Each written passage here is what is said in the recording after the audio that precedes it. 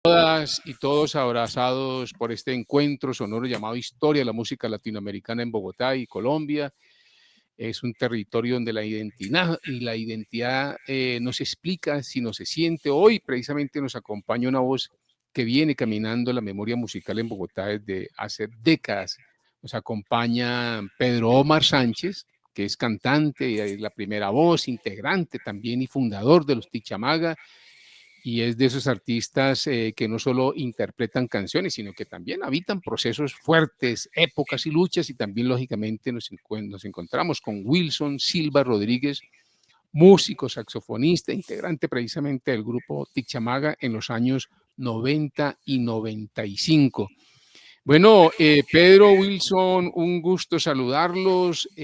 Primero, escuchemos las voces de ustedes, ese reencuentro después de 40 muchos años que no nos veíamos y que la pantalla y estos medios comunicativos nos dan ese privilegio.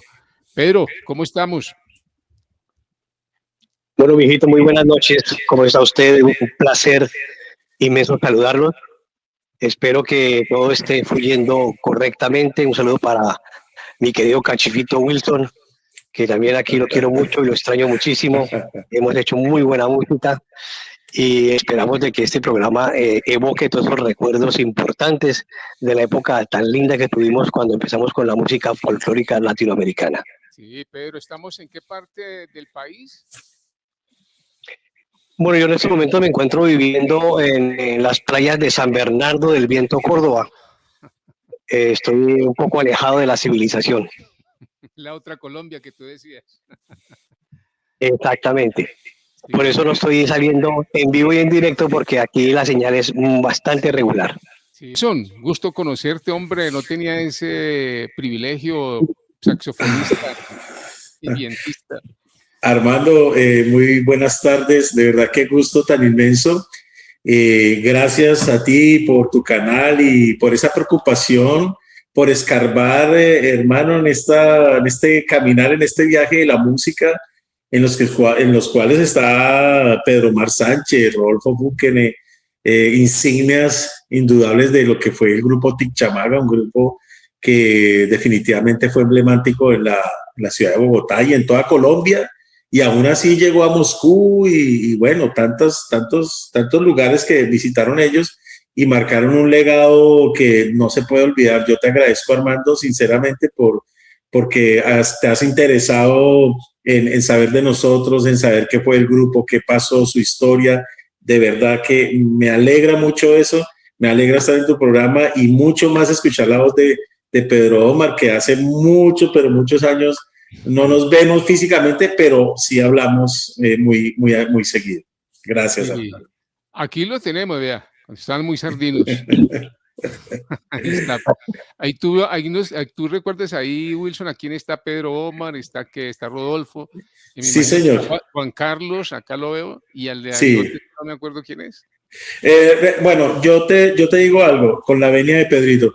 En mi concepto, fue la generación de Tichamaga la que más gustó. En lo personal, fue la que yo conocí, sabía del grupo en sus orígenes y de pronto por ahí alguna vez los llegué a ver estando en ese caminar de la música, pero este grupo me impactó a mí en lo personal tanto que se convirtió en un objetivo para mi vida de algún día poder estar al lado de Pedro y de Rodolfo y de esos músicos. Eventualmente, como tú lo indicas, sí, ahí está Pedro Mar está en mi pantalla a la izquierda, sigue el Chango Contreras, charanguista muy reconocido en su época, que ahora vive en Chile. Más adelante podemos hablar de él un poco. Rodolfo Fúquenes Sentado, a quien ya entrevistaste y dio una historia muy buena desde su punto de vista. Y Juan Carlos Luna, que fue un vientista que Pedrito por ahí reclutó, consiguió, bueno, ese muchacho, de verdad que él fue que trajo un sonido de la quena que para quienes fuimos a reemplazarlo en algún momento teníamos que dar una talla muy alta para poder ser quenista de Tichamaga.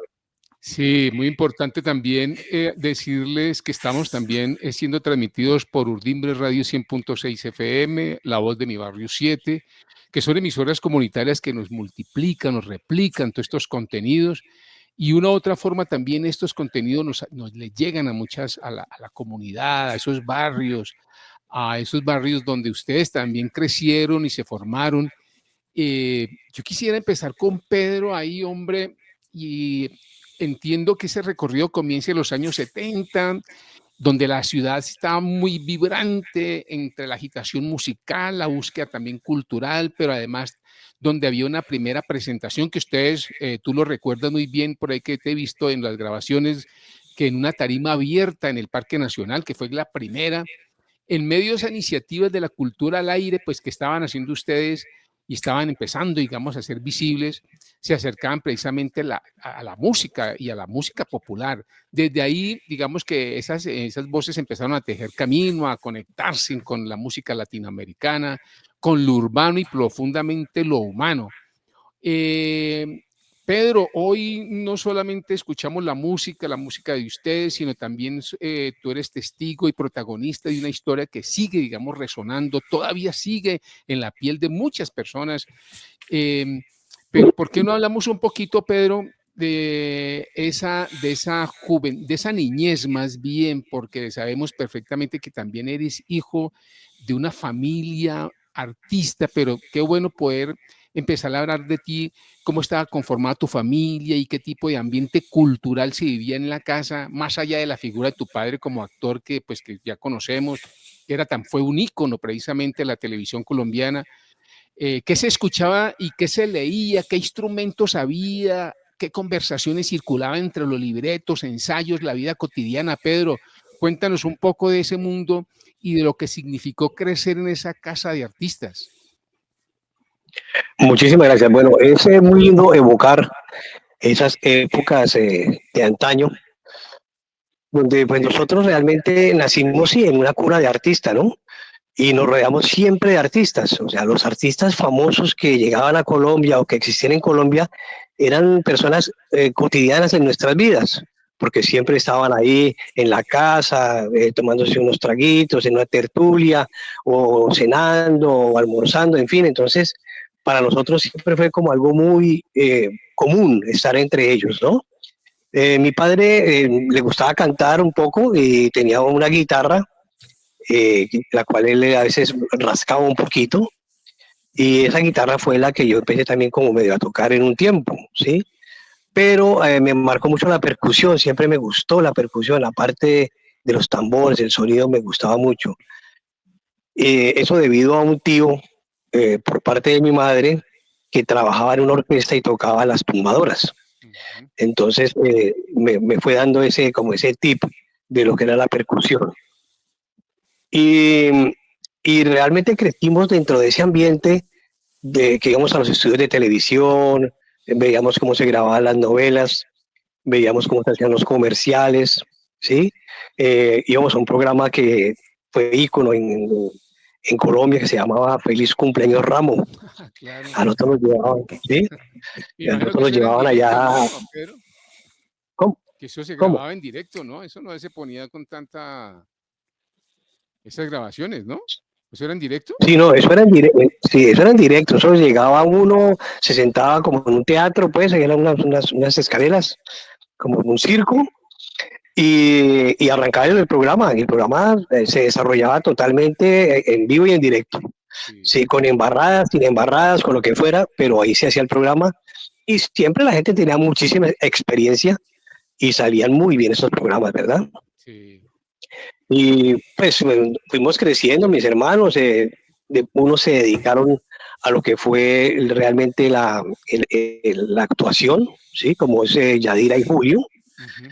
y otros seguimos otros caminos. Yo también trabajé en la televisión, pero la parte mía fue más en la parte técnica.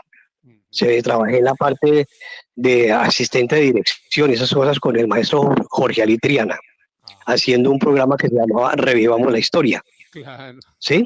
Sí. ¿Y qué hacías tú? Entonces, En la parte ahí, técnica, ¿qué hacías ahí? ¿cómo? ¿En la parte técnica qué hacías? A- Asistente de dirección, Ah, ya. Ajá. ¿sí?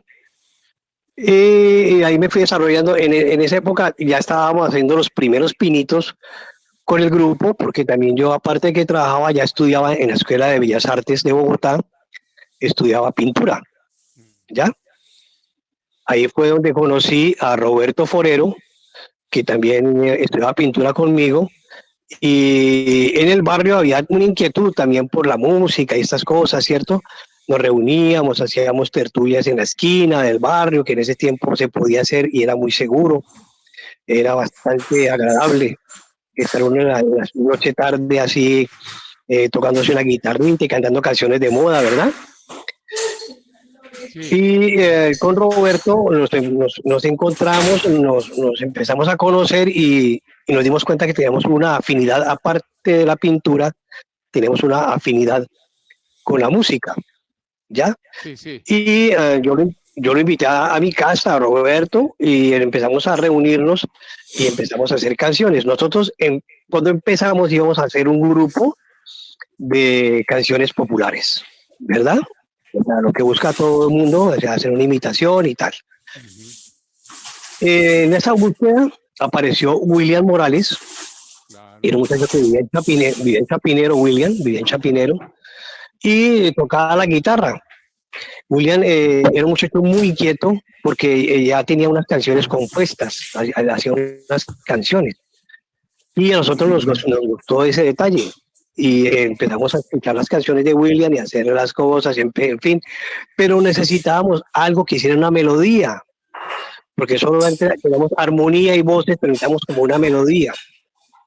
Y en busca de la melodía encontramos a Alfredo Cano, que tocaba la quena, Ujú. ¿sí? Y Alfredo llegó a un ensayo con nosotros y empezamos a hacer las canciones efectivamente que empezamos a montar nosotros.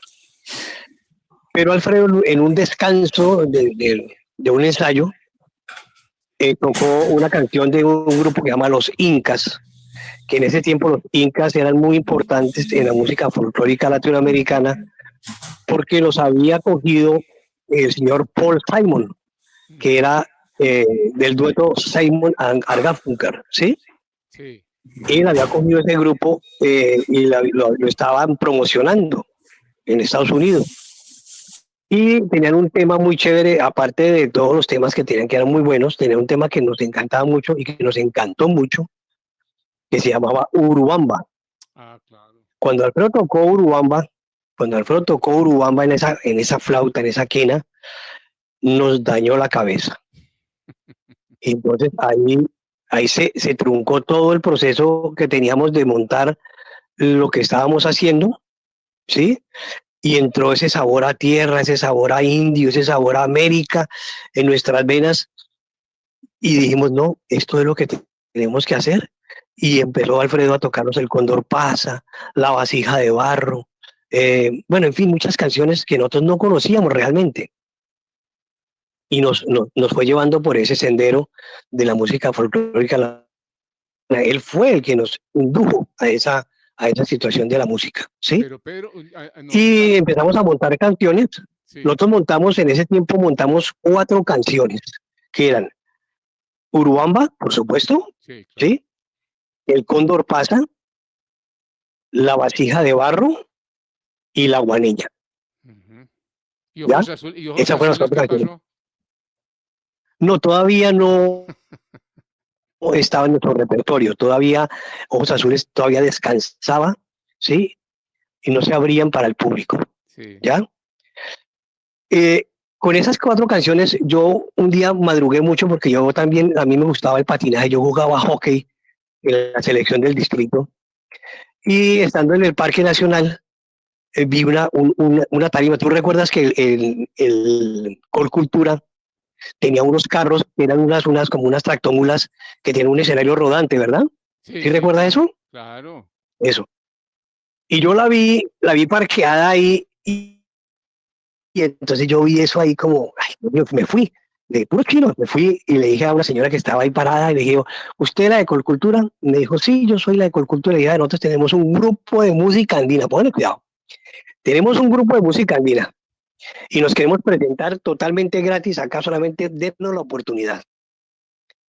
Y ella dijo, pero es que yo no los conozco. Le dije, no, pero no importa, es que aquí va a venir un grupo andino que se llama Capari, que era un grupo de unos muchachos ecuatorianos, bastante buenos, ¿sí? Ellos son de allá de Bogotá, de la gente que vende artesanías de, del Ecuador. Los Entonces, al fin ecuatorianos. dijo, la convencí y dijo, sí. Entonces nos fuimos, llamé a la gente, pues, mis compañeros, era William, Roberto y Alfredo, y Alfredo me resultó con pánico escénico, ponle cuidado. Alfredo decía que él no tocaba en público, que él tocaba para nosotros, pero que él en público no, porque él se paniqueaba. Y yo, no, entonces, terapia con Alfredo, lo convencimos y nos fuimos a presentar, ¿ya? Y esa fue la primera presentación que hicimos. Lógicamente, estos muchachos, los Capari, nos dieron una barrida tremenda. Ellos eran unos músicos ya besados en la parte andina, tenían un charango de verdad. Nosotros no teníamos charango, era un 4, Ujú. que le ponía un transportador para que sonara más alto, ¿sí? Y le ponía cuerdas metálicas para que hiciera un sonido más brillante. William tenía una guitarra no muy buena, Alfredo tenía una sola quenita, una quena nomás, y yo tenía un tamborcito que era, pero era una cosa que habíamos comprado en la casa musical, más bien era como una conga colgadita, póngale cuidado, Ujú. de triplex, ¿sí? Y nosotros nos presentamos, estos chinos sí tenían, ya tenían uniforme completo, vestuario, pues, ¿sí? Tenían zampoñas, tenían sicus, tenían quenas, tenían bombos, tenían charango de armadillo. Y lógico, pues no, nos dieron una batida tremenda. Sin embargo, gustamos, o sea, la gente nos aplaudió y gustó y nos entusiasmamos mucho y empezamos pues a buscar esa, esa, eh, esa maravilla de poder llegar a hacer música como los Caparis, ¿verdad? Ujú. Ujú. ¿Sí? Pero Entonces ya fue la búsqueda de empezar a ver cómo conseguíamos ustedes más todavía no se zampoña, de ver cómo llamaban, conseguíamos ustedes todavía no tenían, algo. todavía no se llamaban Tichamaga, ¿no? Ahí. No, en ese tiempo no teníamos ni siquiera nombre, no teníamos ni siquiera nombre. A raíz de esa presentación fue que decidimos de cómo nos llamamos, porque ahí nos dijeron, ¿cómo se llaman ustedes? No, nos dijimos, no, pues nada, un grupo andino, ¿sí?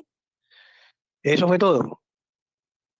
Entonces ya ahí nos dio la necesidad de buscar cómo lo llamábamos, pero esa presentación quedó ahí y nosotros nos quedamos en stand-by, ¿ya? Ensayábamos mucho y tal, pero Alfredo le dio que porque tenía que tener una segunda flauta, quería hacer dos voces. Y nosotros no conocíamos mucho la situación en Bogotá, pues de la música andina, y no encontrábamos pues quién tocara la otra flauta. ¿Qué hacíamos con eso? Pues entonces ensayábamos, pero no nos presentábamos. Hasta que un día, yendo a Girardot un fin de semana con la familia, conocí un muchacho que tocaba flauta dulce, ni siquiera quena, flauta dulce, que se llamaba Errol Rodríguez, o se llama Errol Rodríguez. Claro. Y era estudiante de la Nacional, estudiante de veterinaria de la Nacional. Sí. Entonces yo lo vi a él y le propuse, le dije, oiga, nosotros tenemos un grupo de estas características y queremos saber si usted se vincula con nosotros para que toque la segunda voz de la flauta, pero tiene que aprender a tocar quena. Y él era muy inquieto en la música, o es muy inquieto en la música todavía. Y se metió a aprender la quena y sí, empezó a tocar la quena. No fue un gran quenista, pero un quenista avesado, pero se defendía. Hacía las segundas voces y aprendió a tocar las zampoñas, y aprendió a tocar los sicus. Y ahí fue cuando hicimos el grupo ya de 5 personas, que duró bastante tiempo, ¿verdad? Eso fue el comienzo del grupo Tichamaca como tal. Pero eso, ya colocando una línea de tiempo más o menos, ahí en esos inicios, cuando tú le empezaste a hablarse con William, que 1968, algo así, ¿en qué año más o menos? Sí, eso fue sí, fue el 68, ¿sí? Más o menos, ya en el 70 el grupo ya está conformado, ¿sí? En Ujú. el 70 el grupo ya se conforma y ya empezamos a hacer presentaciones que estaba en esos momentos, estaba la revolución de Nicaragua, ¿sí? Ujú. Nosotros empezamos a ser solidarios con las peñas para Nicaragua en el Teatro La Candelaria, nos presentamos allá y empezamos a participar dentro del proceso no solamente andino, sino también del proceso político de izquierda, ¿verdad? Claro. Porque era trabajar uno eh, para ayudar a estas personas. Estaba también la revolución cubana, que también estaba en fervor todavía, se sonaba la revolución cubana y la revolución de Nicaragua, claro, entonces Nicaragua, estábamos ahí. claro. Y, y el símbolo pues, de siempre, el símbolo de siempre era el Che Guevara, ¿verdad? O sea, el símbolo eh, que llevaba a la gente, a las multitudes, a esa efervescencia, ¿verdad? Ajá. Y, y empezamos a hacer muchas presentaciones y empezamos ya a darnos a conocer dentro de ese ámbito político-cultural, ¿sí? Que era con los teatros de la Candelaria, el Teatro La Mama, la Escuela Nacional de Teatro, ya con Colcultura también se hizo un vínculo muy fuerte y con el Instituto Digital de Cultura y Turismo también se hizo un vínculo muy fuerte, ¿ya? Donde trabajamos en los parques, tocábamos en los parques de Bogotá, el Parque Montes, el Parque Salitre, bueno, en fin, tantos parques que hay en Bogotá que los maneja el distrito, ¿sí? Ujú. Ahí tocábamos en todos esos parques y se fue haciendo un movimiento bastante fuerte de la música latinoamericana. Tanto que una vez volvimos a tocar con los Caparis y ya nosotros habíamos superado a los Caparis, ¿sí? O sea, ya el grupo sonaba muy bien, ya sonaba con más instrumentos. Y el primer charango que nos llegó para que tocar ya no tocar con ese cuatro, lo trajo una compañera de Alfredo de la universidad que se llamaba Nou Hayakawa. Ella era japonesa y ella fue a Bolivia y trajo un charango. Y ese charango ya nos lo donó a nosotros y con ese empezamos a tocar. Ya después Roberto quiso ir a Bolivia él y fue a Bolivia, se estuvo como un mes en Bolivia y él trajo muchos instrumentos de bolivianos, ¿sí? Ujú. Y en esos instrumentos que él trajo de allá, trajo pues como 2 charangos más y unas zampoñas muy bonitas y trajo una máscara, ¿sí? Una máscara de la Diablada, Ujú. ¿ya? Esa máscara de la diablada se quedó ahí, eso fue como una cosa ahí puesta, pero a mí me quedó sonando en la mente y yo dije, en algún momento de nuestro trabajo, esa máscara tiene que hacer algo con el grupo, ¿ya? Pero nos desviamos de la situación y nos metimos en otro cuento que fue montar la peña folclórica. Claro. ¿Sí la recuerda? Sí, claro, Ah, sí, pero claro, Pedro, antes de que con antes de los que siga, cachilapos, sí, claro, con cachilapos. Oiga, Pedro, antes claro, de con que los cachilapos. sigas, tú que sigas, ¿quién fue el de la idea de, porque Tichamaga uno diría, uy, eso por allá es un nombre de chipcha, ¿no? Sí, sí, Muy, muy ancestral, pero tiene tú una exacto. particularidad. ¿Quién fue el de la idea de hacer ese acróstico? Bueno, nosotros nos sentamos un día, ya estaba Errol Rodríguez con nosotros, ahí ensayando. Teníamos una presentación precisamente en la Candelaria y entonces dijimos, bueno, nosotros cómo nos vamos a presentar. Disculpen, no podemos seguir siendo el grupo andino. ¿Cómo Sí. nos llamamos? Entonces empezamos a decir que los chipchas, que los muiscas, bueno, vea, y nada, nada. Y Alfredo, que era muy creativo, que también era pintor, también era un grupo de pintores, pónganle cuidado. Alfredo también dijo, vamos a hacer unos acrósticos. Entonces empezamos a hacer acrósticos con los nombres de los instrumentos, con los nombres de nosotros, en fin. Y él, Alfredo propuso nombres de los barrios. Y ahí dio, porque entonces era Tic Chamaga, ¿cierto? Entonces era Timisa, que era Ujú, TI, ¿cierto? sí. Era el barrio donde vivía Alfredo. Alfredo vivía en Timisa, Ujú. ¿sí? La K de Tic, la K, ¿sí? Era Kennedy, que era donde vivía Errol Rodríguez, ¿De dónde? ¿Otra ¿ya? vez? ¿De Era, qué? ¿cómo? ¿Esa calle a ¿Cómo? dónde, la calle a dónde era? Del barrio Kennedy, Ah, sí, ah, Kennedy, Kennedy, sí, sí, sí, sí. el barrio, el barrio Kennedy, ¿sí? Luego de ese TIC, luego Cha, que es Chapinero, ¿sí? Sí, Luego la M y la A, Chama, que es la Macarena, el barrio La Macarena, allá arriba de la Plaza de Toros, ¿sí? Era donde yo vivía, la ajá, Macarena. Y luego la Ga es del barrio Galán de Bogotá, ¿sí? sí, Y entonces quedó Tic Chamaga. Nos gustó el nombre, nos gustó la sonoridad y dijimos, sí, lo dejamos así, Tic Chamaga. Sí, efectivamente, en muchas presentaciones la gente o el locutor no averiguaba nada ni decía nada, sino que sencillamente decía, como ustedes pueden apreciar este nombre que lleva la raíz indígena del pueblo americano, Tic Chamaga, ¿sí? ¿Ya? Entonces claro, nos presentaban así como si fuéramos por allá traídos de los Andes profundos, ¿no? sí, es que Pero, les cresta el nombre. pero no, era un hombre muy citadino. Sí, sí, ¿Sí? sí, sí. Exactamente. Bueno, arranca la peña. Nosotros nos metimos, ahí hubo un desglose, porque nosotros metemos, o sea, lo que pasa es que trabajábamos en sitios nocturnos de Bogotá que presentaban esa novedad de música, presentaban la música latinoamericana. Entonces trabajamos en arte y cerveza, en barroco, en el Café de los Poetas, en diferentes sitios, ¿verdad?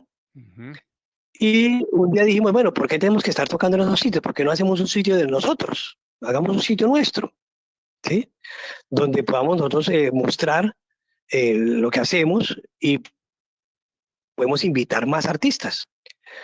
Y nos pusimos una meta, pues conseguir un local y conseguir un dinero, lógicamente, para poder montar el negocio. Efectivamente conseguimos el local, que yo lo conocía porque ahí quedaba un café concierto que se llamaba Charlotte, ¿sí?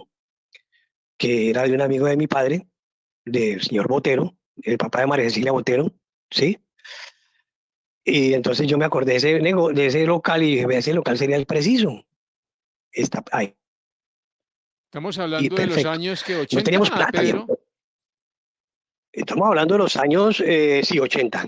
Sí, señor. Ujú, Estamos hablando, no, antes de los 80, era 78, más o menos, ujú, 78, ¿sí? Y estamos entonces, ahí nosotros nos ponemos una meta que es que cada uno de nosotros consiga un cierto dinero para poder emprender. William Morales dice que él no, que él no se mete en eso, que él no se mete en eso porque que no quiere, que él le queda. Entonces él dice que él toca hasta tal fecha y que se retira, Ujú. ¿sí?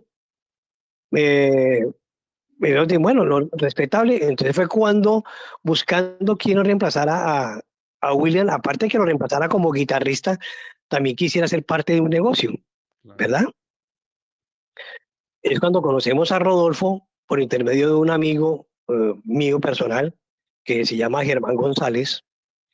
Ellos tenían en Bogotá un sitio muy conocido en la 10ª con 17, de ahí, y éramos muy amigos.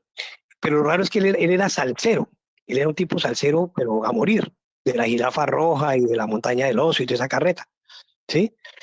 Pero conocí a Rodolfo porque Rodolfo, con el hermano de él, estaban haciendo unas fusiones de música de los Beatles.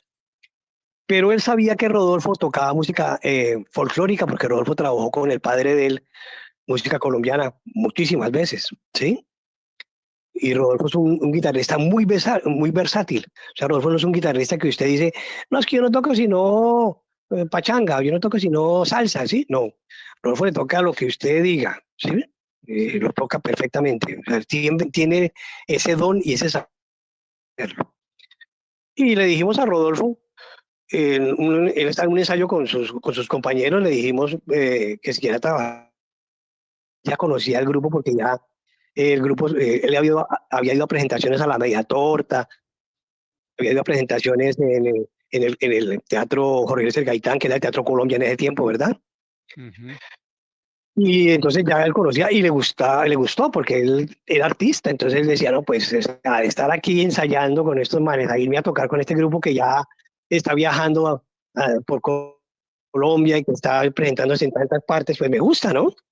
Claro. Y claro, entró Rodolfo, a nosotros nos favoreció enormemente, porque Rodolfo era un guitarrista muy bueno, ¿sí? O sea, Rodolfo tenía muchísimo, Rodolfo enriqueció el grupo en ese aspecto, ¿sí? O sea, ya las canciones no eran 4 tonitos, 3 tonitos, no, sino que ya le metimos mucha armonía a las canciones. Entonces se enriqueció el grupo. Y Rodolfo quiso entrar en el negocio de la peña folclórica. Y la peña folclórica, pues en su momento fue un éxito tremendo en Bogotá. Claro. Eso fue, eso fue un boom. Era una cosa de moda, pues así terrible. Sí. Y lo bueno fue de la peña, que nosotros en la peña hicimos una cosa muy interesante, que era desarrollar la parte cultural también, ¿no? No era solamente ir a divertirse, sino también desarrollar la parte cultural. Ujú. Entonces nosotros hacíamos los lunes de los poetas, sí, Ujú. hacíamos lunes de poetas. Ahí empezaron muchos poetas que en ese tiempo eran pelados que estudiaban en la Nacional, que estudiaban, sí, literatura, filosofía, en fin. Ahí estuvo Juan Manuel Roca, estuvo, ¿qué otro? Bueno, ahí hubo varios, Celso Román, ¿sí? Ujú. También estuvo allá en la Peña Folclórica. Estaban empezando apenas, haciendo cositas.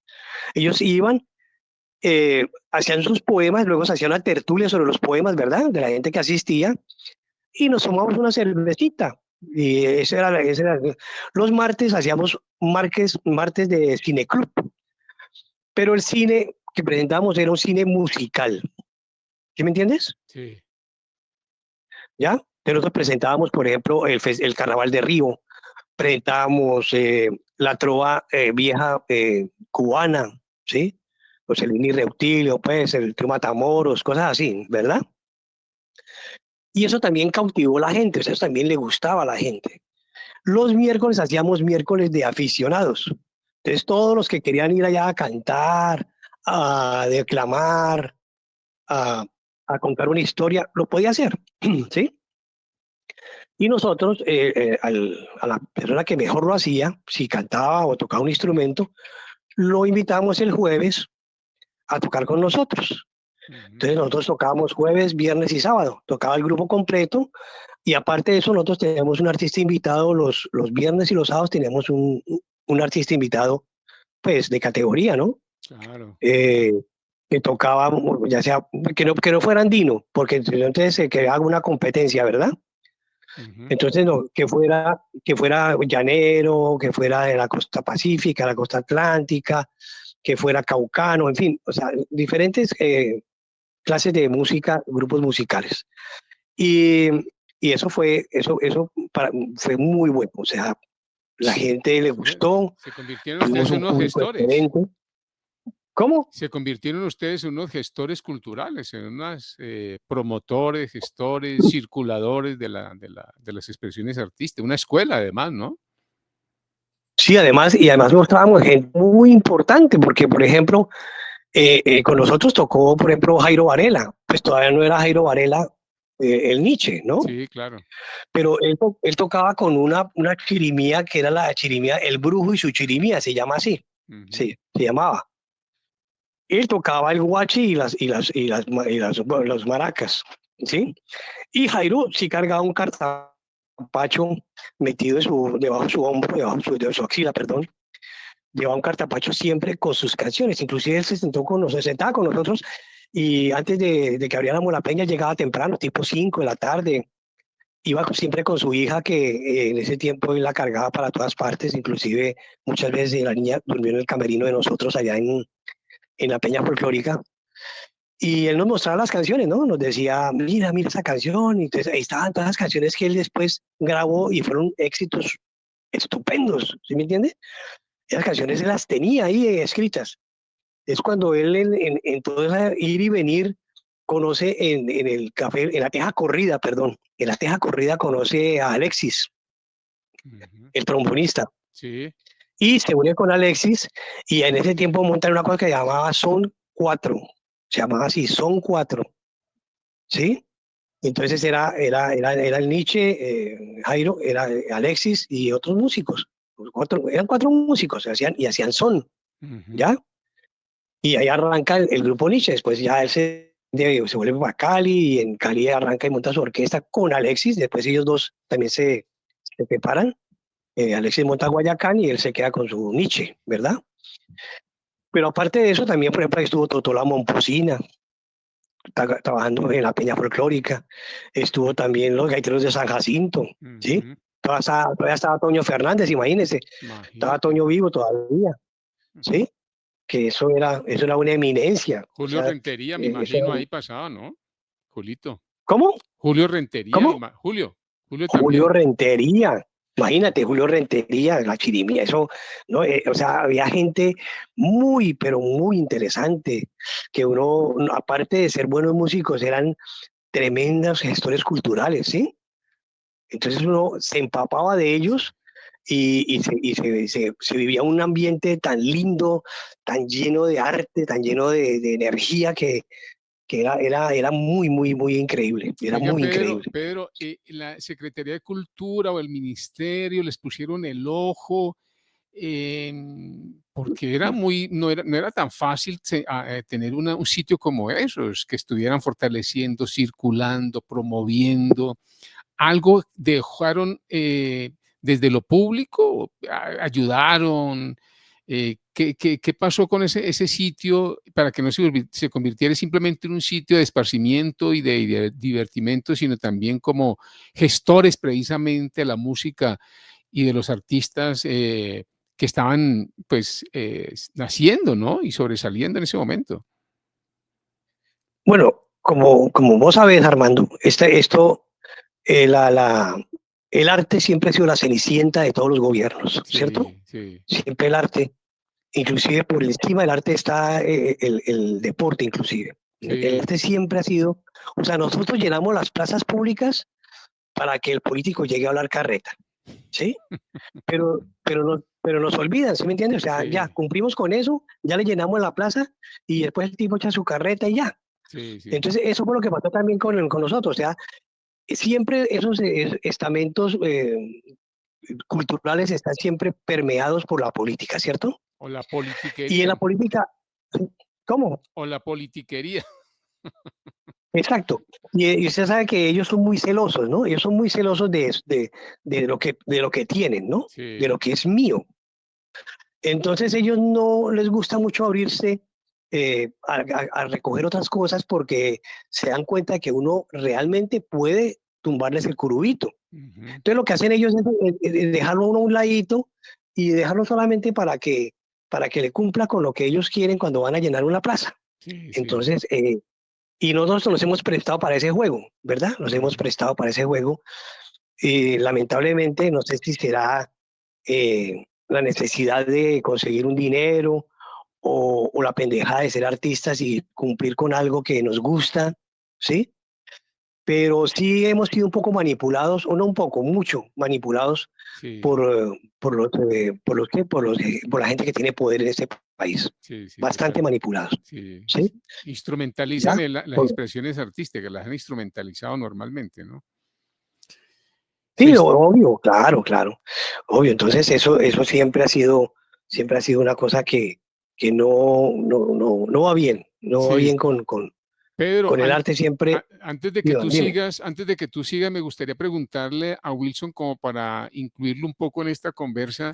¿Tú qué escuchabas, hermano? ¿Tú antes ya habías escuchado todo esto? ¿Ya habías conocido a La Peña? ¿Ya habías escuchado los Tichamaga? ¿Qué referentes tenías ahí con la música latinoamericana? ¿Por qué te descrestaba este grupo? Mira, realmente estoy fascinado, Armando, de escuchar toda esta historia de parte de Pedro. Algo conocía por parte de Rodolfo, pero está mucho más completo con la versión que nos está dando Pedro en esta tarde. Mira, pues realmente yo venía en una generación que veníamos escuchando oír del grupo Tichamaga como el grupo fenómeno del momento, no solo en la parte musical y artística, sino en esos temas que está tocando Pedro, en la parte política, en la parte del apoyo. No sé si recuerdas un festival que se llamaba el Festival de Voz. El Festival de Claro, Voz fue un movimiento espectacular. De hecho, fue allí una de las tantas veces que Tichamaga tocó, en la que nosotros, que éramos los grupos que veníamos como detrás, digamos, los muchachos que apenas estábamos en el colegio aprendiendo a tocar un charango, una quena, un bombo, una zampoña. No, pues los veíamos a ellos como eran nuestros ídolos, nuestros ídolos. En ese claro. entonces, realmente la única competencia que tenían era Menudo por ahí. Porque nosotros, gracias a la cultura, y ahí quiero hacer un paréntesis, al menos en el colegio que yo estudiaba, nos daban mucha, pero mucha enseñanza de música colombiana, andina, conocer un charango, conocer una quena, conocer. Entonces, eso ya se perdió. Hasta donde yo fui docente en Bogotá, que trabajé como en algunos colegios, ya eso no existe. Hablar de un charango, de una quena, de un bombo, de construir por allá con la carraca de burros, instrumentos, no, ya totalmente eso se desapareció. Mientras que, ¿sabes una cosa, hermano? Claro, viene este contexto del que está contando Pedro y nosotros veníamos allí siguiéndoles, pues, escuchando de igual manera que Quilapayún, Intilimani, Intilimán. Yapu, todos esos grupos y mirando a ver cómo se sacaba esa música. Y claro, viene sonando Tichamaga, pero saber que Tichamaga era un grupo colombiano, y siempre me causó eso que a ti te pasó, ¿no? Decía, Tichamaga suena como estos de dónde serán, son como peruanos, o de dónde serán. Claro, cuando se conoce el acróstico de Timisa, Kenny, Chapinero, Macarena y Galán, uno dice, no, qué locura, qué bueno. Entonces, claro, la peña, yo personalmente nunca, no llegué a ir, yo, de hecho, en ese entonces yo creo que estaba gateando todavía. No, tampoco, pero sí existían los sitios como el Bulí, como Arte y Cerveza y todo eso, que uno escuchaba hablar de la peña, pero pues obviamente los artistas que presentaban allí, ellos eran ya a un nivel bueno. Pues mira lo que está hablando Pedro de Varela y de Guayacán. O sea, es un sitio que realmente, sin pensarlo, aquí estamos hablando de un lugar que fue escenario de esos monstruos musicales que vinieron a hacer el grupo Nietzsche y Guayacán Orquesta, y mira por donde pasaron. De igual manera, siempre estuvo entre los que integramos a Tichamaga la historia de la peña folclórica, estimado Armando, saber de que ellos tuvieron un negocio donde pasaron grupos, te voy a nombrar, grupo Kichari, el grupo Canto, creo que los amerindios, no sé si Pedrito ahorita me confirma también. Había un grupo del Colegio Simón Rodríguez muy bueno también, los no recuerdo bien el nombre. Alma de los Andes, imagino, ¿no? Eso, sí, correcto, sí. Los mismos Capari que todos crecimos viendo el grupo Capari como el grupo, sí, el fuerte de la música Chimizapagua, me andina. imagino.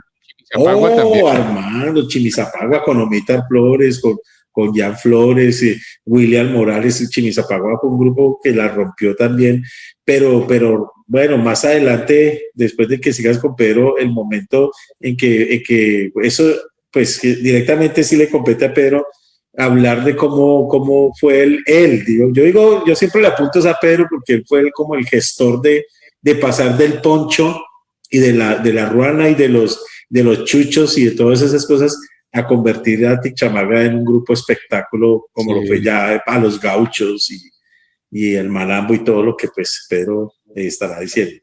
Sí, no, ahora sí, sí, para no perder el hilo ahí, Pedro, y esa línea de tiempo, estábamos hablando de La Peña. Ustedes había otros grupos referentes, no sé si el grupo Génesis, estaba los Amerindios, ¿había algún grupo de Colombia, de Bogotá, que también fueran como los referentes, los inspiradores de ustedes para seguir por esa línea, Pedro? Bueno, hablando de esos grupos, tenemos que hablar de que esos grupos fueron mucho primero que nosotros, ¿verdad? Pero mucho primero. Por eso Génesis me parece a mí que fue Génesis y los Amerindios, pero más Génesis porque Génesis fue más popular y más comercial, que marcó precisamente esa parte de la música andina y marcó la fusión de la música andina, ¿verdad? Porque ellos empezaron a hacer una música andina mezclada con el rock and roll. Y eso marcó muchísimo, claro que nos inspiró muchísimo a nosotros, muchísimo. Igual que los amerindios, ¿sí? Con Ricardo Batman. O sea, verlos a ellos que tenían sus instrumentos andinos y eso, mucho más puro, los amerindios, que también tenían su toque hippie, ¿sí? Pero eran más hippies los Génesis.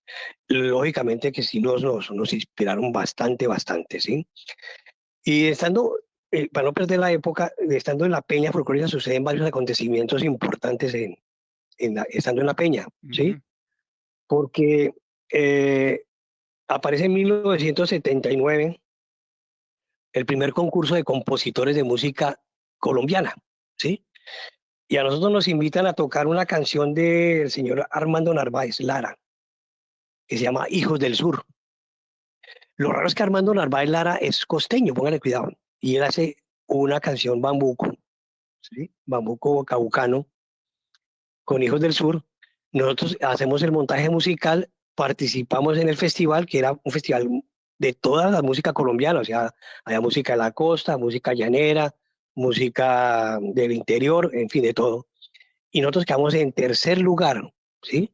El primer lugar me lo ganó Quique Fernández, hermano. Claro. Se lo ganó Quique Fernández Sí. con una cumbia, ¿sí? El segundo lugar se lo ganaron los llaneros, ¿sí? Los llaneros. Ganaron los llaneros el segundo lugar y el tercer lugar nos lo ganamos nosotros con Hijos del Sur. Ajá. Quedamos en el podio, ¿sí? Eso fue un evento que nos motivó muchísimo y nos llevó, lógicamente, a seguir trabajando con muchas más ganas en la música tradicional latinoamericana. Eso fue en 1979. Y en el 80 aparece la invitación al primer festival de música latinoamericana en Medellín, que se llama Festival para Latinoamérica. Ese festival lo hace el grupo Suramérica de Medellín, que es un grupo bastante bueno. Muy, bueno, fue porque ya también se acabaron. Muy, muy buen grupo de música andina. Ellos se han el apoyo de Colcultura Medellín, Antioquia. Y hacen un festival, pero muy bueno, muy, muy bueno. Man. Invitan artistas internacionales, invitan artistas nacionales. Y nosotros estamos allá invitados y nos hacen tocar, tocamos más o menos unas 4 canciones. Nosotros resultamos tocando casi 8 canciones, porque a la gente le gustó, ¿sí?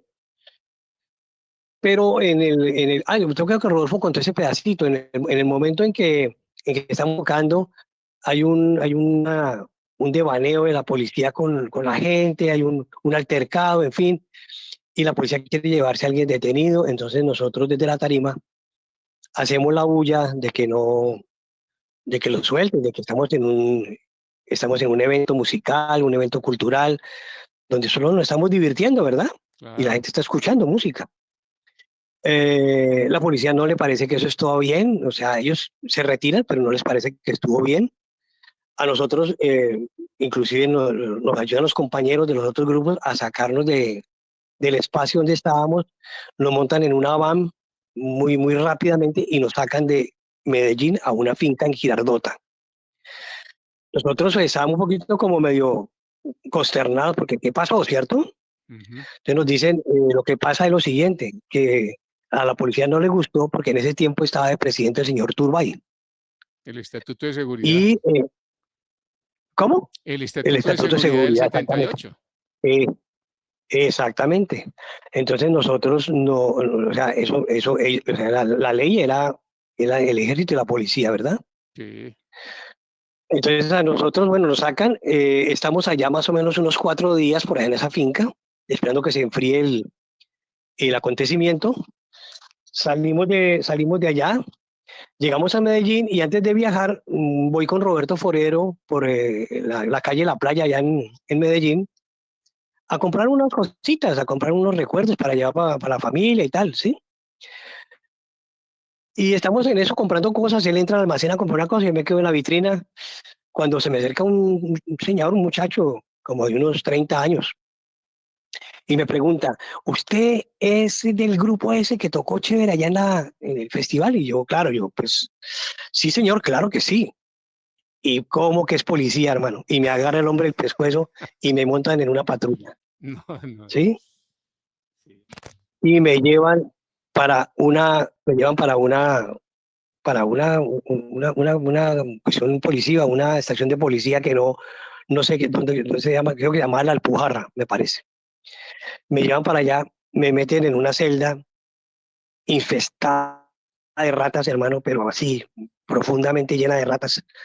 Eh, Todos los días por la mañana me bañaban y me daban culata, todos los días. Ah, bueno. Y la amenaza era que me iban a matar, ¿cierto? La amenaza era que yo iba a ser muerto. Mm. Dios, mi padre, como tú decías, era un tipo reconocido en Colombia, ¿sí? Y Hombre, ¿no? lógicamente como a Roberto no lo cogieron, Roberto dio el parte. A Pedro lo cogió la policía, se lo llevaron y no sabemos dónde está. Inclusive le tocó viajar a Medellín y le tocó buscarme casi 4 días para encontrarme, ¿sí? Sí. Sino que eso lo hicieron público por la radio, por la TV, que tal que el hijo de Omar Sánchez, que pin, pin, pin. Entonces se dieron cuenta que la cosa que no era tan fácil de matarme, pues, sí, desaparecerme. Y al fin me entregaron, eh, me dejaron salir ¿qué? Libre.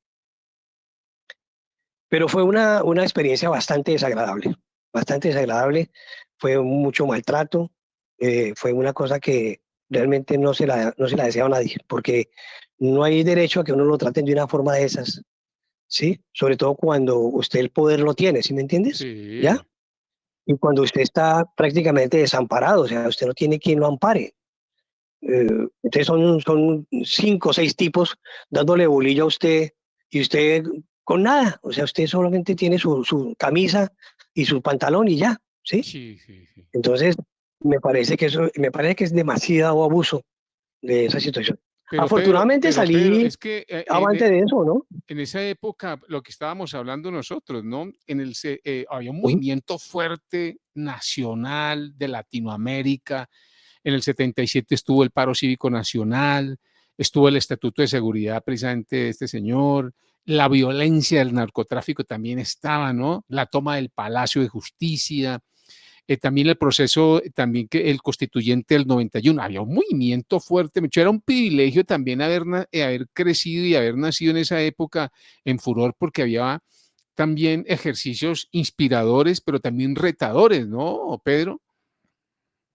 Sí, yo me siento feliz de haber nacido en esa época y de haber hecho lo que hice en la parte musical. O sea, porque yo hubiera podido haber hecho baladas y haber podido haber hecho, no sé, sí, rock and roll y me ha vuelto famosito, ¿cierto? Y ha Sí, vendido discos y tal. pero yo me siento feliz de haber hecho la música latinoamericana y de haber pertenecido a ese movimiento que empezó a despertar a Colombia, ¿sí me entiendes? Que Venga, empezó a Pedro, y decirle a Colombia, tu papá, esto es otra cosa, ¿sí? Pedro, tu papá no incidió ahí porque tu papá también era un sindicalista, era un defensor de los derechos de los actores. Él tenía toda una línea muy importante, crítico, contrahegemónico, de colonial. Eso también fluyó en ti, hermano, ahí ante esa postura, digamos, crítica y reflexiva. Sí, obvio, pues mi papá era la imagen de nosotros, ¿cierto? Era el ídolo de nosotros. Y Claro. claro, esa parte de mi papá como sindicalista y de la lucha por las mejoras de los artistas, nos plasmó a nosotros eso en el corazón, ¿cierto? De que uno mi papá tenía una frase muy fuerte que decía, prefiero morir de pie que morir arrodillado. Ujú. ¿Sí? Sí, ¿Ya? Entonces era una frase, pero sí, siempre fue así. Y inclusive a nosotros nos tocó, con el viejo, siendo muy famoso y todo eso, nos tocó aguantar hambre física, hambre, porque lo vetaron en la televisión colombiana por eso, por ujú, ser sindicalista y por conseguir los logros para que los artistas les dieran transporte, para que los artistas les dieran un almuerzo, para que los artistas les dieran un sitio donde descansar, para que les dieran una merienda, ¿sí? sí, Eso lo consiguió el hombre. Ahora, los artistas, la mayoría son muy desagradecidos, no son solidarios, ujú, ¿sí? Les falta como esa parte de solidaridad. En México son más solidarios. Yo conocí la cultura mexicana y en México el sindicato artístico es bastante fuerte por eso, porque ellos son solidarios. sí, Y entonces no les importa aguantar hambre un año con tal de que después vivan bien 50 años más, ¿verdad? sí, sí, ¿Sí?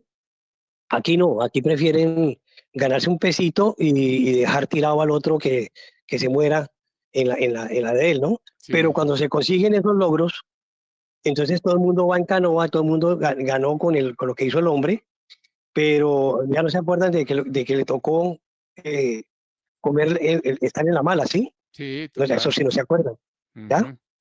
Ujú, ¿Sí? sí, Bueno, esto pasó allá en Medellín, eso, bueno, y salimos de ese proceso, pues, que fue un proceso un poquito harto, pero tocaba vivirlo y lo asumí. ujú, Y el grupo siguió, lógicamente teníamos el estigma de que como hacíamos música latinoamericana, éramos de izquierda, éramos guerrilleros, sí, como sí, todavía sucede, ¿no? sí, total. Pero, o sea, si usted no está dentro del sistema, entonces usted no pertenece a nosotros y usted entonces es un tipo que no sirve en nuestro sistema, punto, ¿sí? Ujú. ¿Ya? Entonces, eso pasó bueno. Eh, Seguimos trabajando, nosotros grabamos el disco en Perdón, 1980, perdón, un momentico que se me disparó grabamos acá el disco. el malambo. ¿Cómo? Se me disparó ¿Cómo? ¿Cómo? se me disparó el malambo. No, sigue, tranquilo, dale. Ah, ya. Sí, Bueno, pero bueno, espere un momentico. Nosotros grabamos el disco, también fue una parte muy importante dentro de la historia del grupo, ¿verdad? sí, Nosotros conseguimos un mecenas que se llamaba Gabriel Forero, sí, no era familiar de Roberto, era un admirador del grupo, muy admirador, perdón, Álvaro Forero se llamaba él, era muy, muy admirador del grupo, muy admirador, y un día él tenía sus pesitos y un día dijo, yo quiero grabarles un disco, porque nosotros, sí, sí, sí, nosotros dale. insistimos muchas veces, y nosotros insistimos muchas veces con las disqueras para grabar, pero no fue posible, ¿no? No fue posible, ellos querían cambiar como el esquema de nosotros, querían decir que no, que tocar como el chip. Sí, sí. Y lamentablemente nosotros no estábamos en esa disposición, ¿no? Ujú, Entonces no se pudo. Con este señor hicimos lo que llama esto Stick Chamaga, que fue un long play, una larga duración de 12 canciones. Y se hicieron las canciones, es un trabajo bonito. Ahí la primera vez que el grupo empieza a hacer una fusión, cuando metemos un instrumento clásico en una canción que se llama La Masa de Silvio Rodríguez, entonces metemos el fagot combinado con la quena ujú, y le da una textura diferente a la música latinoamericana, ¿verdad? Empieza a hacer una fusión. Por eso, antes de eso, tú te vas a dar cuenta que en la portada del disco hay una máscara, ¿sí? sí, Que es la máscara que ha traído Roberto de Bolivia. Y entonces yo cojo ya esa máscara como símbolo y digo, con esa máscara vamos a hacer otra réplica de estas máscaras y vamos a montar un show que se llama La Diablada de Oruro, Ujú. ¿ya? Y hacemos las máscaras en papel maché. ¿Sabe qué es papel maché, verdad? Sí, sí, claro. Sí, eso. Hacemos las máscaras con papel maché, las réplicas. Hacemos una, hacemos una que es un toro que le tocaba a Rodolfo porque era la guitarra que era como español, y era el símbolo español, ¿verdad? La guitarra. Está la del charango, que es la máscara boliviana, y está la de las quenas, que son unas aves, son águilas, ¿sí? Y la mía, que pensamos hacerla como si fuera también un dragón también de la mitología de Bolivia, pero lamentablemente la máscara no se secó bien y se apachurró y quedó como E.T. ¿Sí? Pero yo la usaba así, no me importaba, yo la usaba. Fue el primer show que hicimos nosotros, se llamaba La Diabla de Oruro, entonces nosotros salíamos con unas mantas largas, muy decoradas, y hacíamos una sicuriada, ¿sí? Ajá. Era un sicuris, ¿sí? Y a la gente le empezó a gustar, ¿ya? Y después empezamos ya a incursionar en el malambo, porque estando en la peña folclórica, encima de la peña había un sitio que se llamaba El Pub, ¿ya? Y en ese pub era de un señor que se llamaba Ricardo, que era un buen músico, muy reconocido en Bogotá. Iba mucho artista allá, mucho artista de la vieja guardia, sobre todo esos boleristas viejos, ¿sí? De la vieja guardia iban allá. Y en esos artistas que iban allá, un día fue un artista que venía de París, colombiano, que se llamaba Jairo Arboleda, muy, muy talentoso, colombiano, que también trabajó con los Diablos del Bombo argentinos y fueron los que inauguraron el Mundial de Argentina. La inauguración del Mundial de Argentina lo hicieron los Diablos del Bombo en el estadio y él era partícipe de ese grupo. Y entonces él llegó a este sitio a presentarse, pues, de su amigo, pues, a saludarlo y fue eso, una presentación, hizo el malambo con las boleadoras y tal. A mí eso me fascinó. Y yo entonces le dije a Jairo, que también era amigo de mi padre, le dije, oiga, yo quiero aprender a bailar esa vaina. Y me dijo, claro, venga que mañana temprano, que yo voy a ensayar aquí todos los días, mientras esté en Colombia, ensayo aquí todos los días. Yo me madrugaba con mi hermano Julio, ¿sí? Mi Ujú. hermano Julio, que también trabajó con nosotros. Entonces yo me madrugaba a las 9 de la mañana al sitio, al pub, y ahí entrenábamos, ensayábamos con Darío. Después él sabe que el sitio ensaya es muy pequeño, entonces me dice que si el sitio de nosotros, la peña, grande, le digo, claro, es mucho más grande, entonces vamos a la peña que quedaba debajo de ese sitio. Y entonces nos hacemos ya muy amigos, que reconoció, y él nos da los tips de tal cosa, cogemos ciertas figuras, cogemos ciertas formas, y las reforzamos después con el tiempo con una señora que trabajaba en las Ramblas, que era Marga Soler. Ella era bailadora flamenca, pero tenía conocimientos de zapateo, ¿sí? Que era lo que nosotros necesitábamos. Entonces empezamos a conformar el malambo y claro, nos damos una pela, como se dice, porque es quitarnos el poncho, quitarnos la ruana y meternos las bombachas y ponernos el cinturón ancho. Y las Y boleadoras, eso, ¿no? lógicamente, exactamente, y al principio eso causó un poco de incomodidad en la gente que, no tanto en el público, sino en los compañeros de Andina, ¿sí? Porque cómo era posible que nosotros, eso, o sea, nosotros no éramos argentinos, nosotros éramos colombianos, pero no miraban lo que yo quería hacer, que yo lo que quería hacer era que la música latinoamericana tuviera un performance espectáculo, ¿sí me entienden? ¿Sí? Sí. ¿Ya? Que tuviera ese performance donde se muestra también la variedad en la danza, en los instrumentos y en el vestuario, ¿verdad? Ujú. ¿Sí? Ser un Que es, por show, ejemplo, lo que hermano. yo admiro hoy en día, es lo que yo admiro hoy en día de la música llanera, que están haciendo un performance no solamente musical, sino esos bailarines llaneros son unos tesos, ¿sí? Sí. Entonces le dan un ambiente espectacular a la presentación, ¿sí? Ujú. Se cambia el formato del grupo de 4, de 5 parados ahí cantando canciones, sí, muy bonito, pero hay que mostrar, porque es que el mundo va cambiando, el mundo circula, hermano. El Sí, mundo no se totalmente. puede quedar estancado. Ujú. Entonces, bueno, hicimos el Malambo. Al principio, lógicamente, fue un Malambo muy simple, muy sencillito, y fuimos cogiendo experiencia, experiencia, experiencia, y nunca nos dimos cuenta de la magnitud que tuvo ese cambio en la música latinoamericana aquí en Colombia, porque después fue que yo empecé a medir la situación y me di cuenta, como decía Wilson, tantos chinos jovencitos de 14, 15 años que querían imitarnos, Ujú. que querían ser como Tic-Chamaga, que era Tic-Chamaga, o sea, ya no querían ser como Menudo, sino como Tic-Chamaga, ¿sí me entiendes? Ujú. Eso fue emocionante. En ese momento no lo vivimos muy seriamente, porque era algo natural, era algo normal.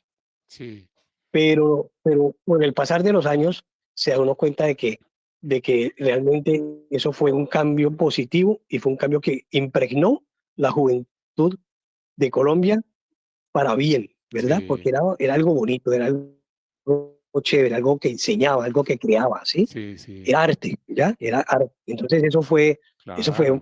bastante emocionante.